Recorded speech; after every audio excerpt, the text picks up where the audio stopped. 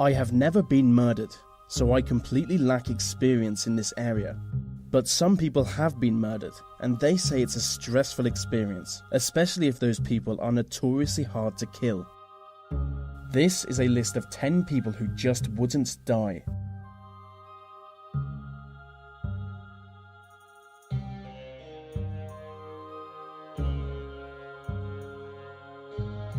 Edward Teach was the angry English pirate known internationally as Blackbeard.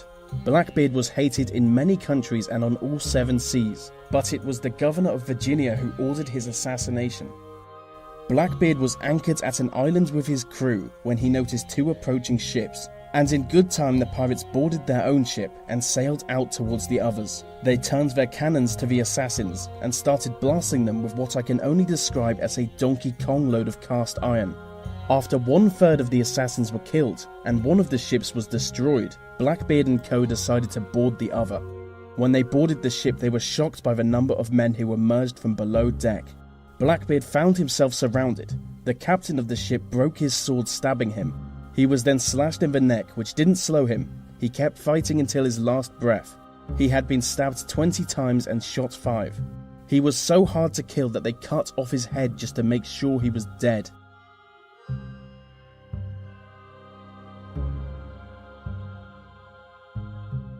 Joseph Tito was the president of Yugoslavia. He was the man Stalin couldn't assassinate, standing strong and healthy after 22 attempts.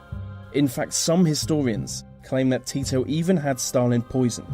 When Joseph Stalin died, a letter from Tito was found in his office. The letter read, "Stop sending people to kill me. We've already captured 5 of them.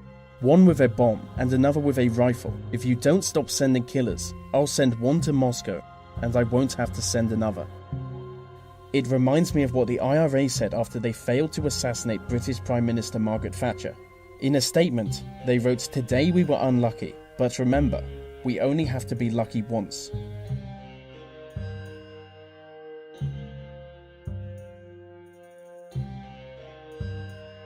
Leon Trotsky founded and led the Soviet Red Army, and as it happens, he was also an enemy of Stalin, which is nothing special. It has been well documented that Stalin was a bit of a dick. In 1927, Trotsky was expelled from the Communist Party and exiled from Russia 2 years later. He eventually fled to Mexico. On the 20th of August 1940, an assassin entered Trotsky's home. The assassin struck him in the back of the head with an ice axe. This seemed to do little more than anger Trotsky. He attacked the assassin, wrestling him to the ground. With an axe still lodged in his brain, Trotsky was able to hold down the assassin until his bodyguards realized what was happening.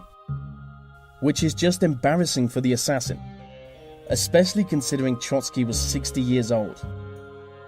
Due to blood loss, Trotsky died 1 day later.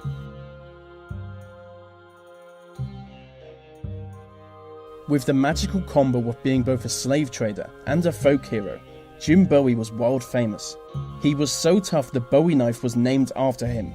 In 1827, Bowie attended a duel between 2 others. During the duel, Bowie was accidentally shot in the hip. As a reaction to this, Bowie drew his knife and charged the man. The man struck Bowie in his face, sending him to the ground. While he was on the ground, another man shot him and stabbed him in the chest, but that didn't finish him. He stabbed the man right back, killing him instantly. Bowie jumped to his feet, where he was shot and stabbed again. While still under fire, he pulled the sword from his chest and charged the 2 remaining men. At this point, I would have assumed him to be some kind of immortal being, which might explain why the 2 men actually ran away from him. Bowie lived another 9 years.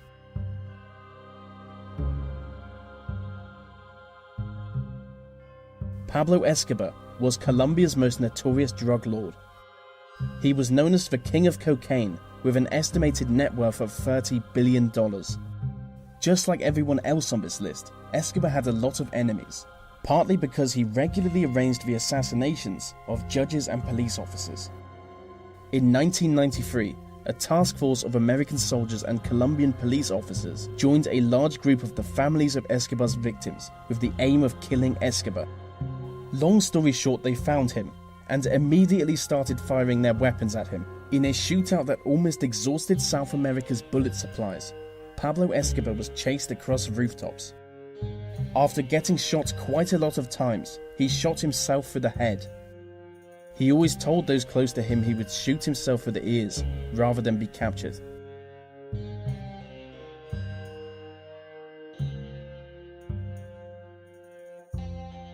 Ferdinand Magellan was the Portuguese explorer who discovered the Philippines.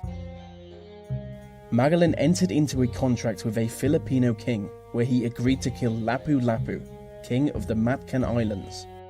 In 1521 he brought his crew to the island, along with 250 native warriors, but they were met with disaster as Lapu was waiting for him, with a 1,500-strong army. As soon as the battle began, Magellan was shot with a poisoned dart. He was then stabbed in the face with a bamboo spear.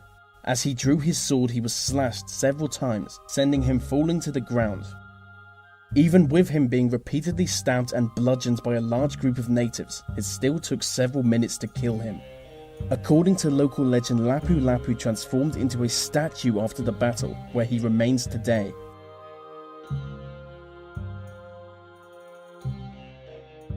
Gabriel Garcia Moreno was the president of Ecuador between 1861 until his death in 1875.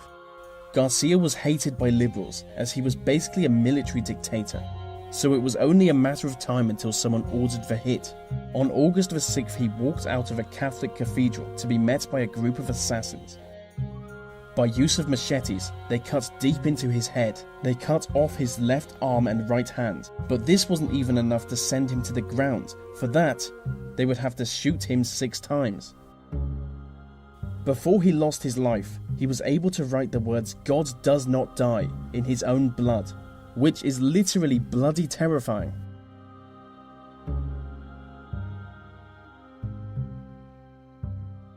Ned Kelly was the most famous Australian outlaw of the 19th century. His first run-in with the law was when he stole a pig from a Chinese man named R. Fook. I must admit, when I first read that, I thought it was a joke, but it's just the truth. He stole a pig from R. Fook. But fast forward 11 years and Ned Kelly is a serious criminal. In June 1880, while 2 trains full of police are steaming to arrest him, Kelly and his gang rounded up 62 hostages inside an inn. When the police surrounded the inn, Kelly emerged from the doorway wearing bulletproof armor. As the armor protected Kelly from the assault and the police began to panic, he took a shotgun clap to the legs, which was the only area not covered by his armor. Falling to the ground, he was soon captured and eventually hanged by the neck until dead.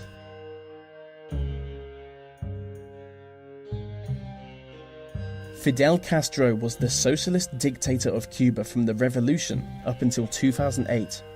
The fact that he is still alive is a miracle, seeing as there have been 638 attempts to assassinate him.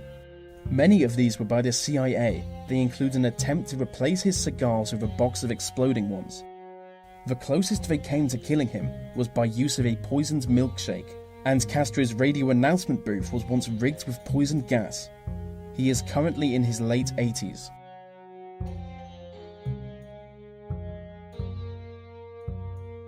Rasputin was a Russian faith healer who managed to become a close friend of the Tsar. Rasputin had a lot of enemies, as people blamed him for Russia's involvement in the First World War. So in 1916 it was decided that he had to die. A group of noblemen invited him into a basement and treated him to poison-laced cake and wine. Rasputin ate a lot of cake and drank a lot of wine, but the poison didn't seem to affect him at all. After a while they began to wonder why he wasn't dead yet.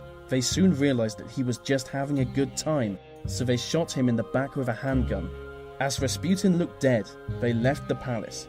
But when one of the men returned to the basement to fetch his coat, Rasputin got back on his feet and started strangling him. They shot Rasputin another 3 times, and when that didn't work, started beating him. And when that didn't work, tied him up and threw him into a river. As he fell through the ice, he was still alive and tried to free himself before finally drowning.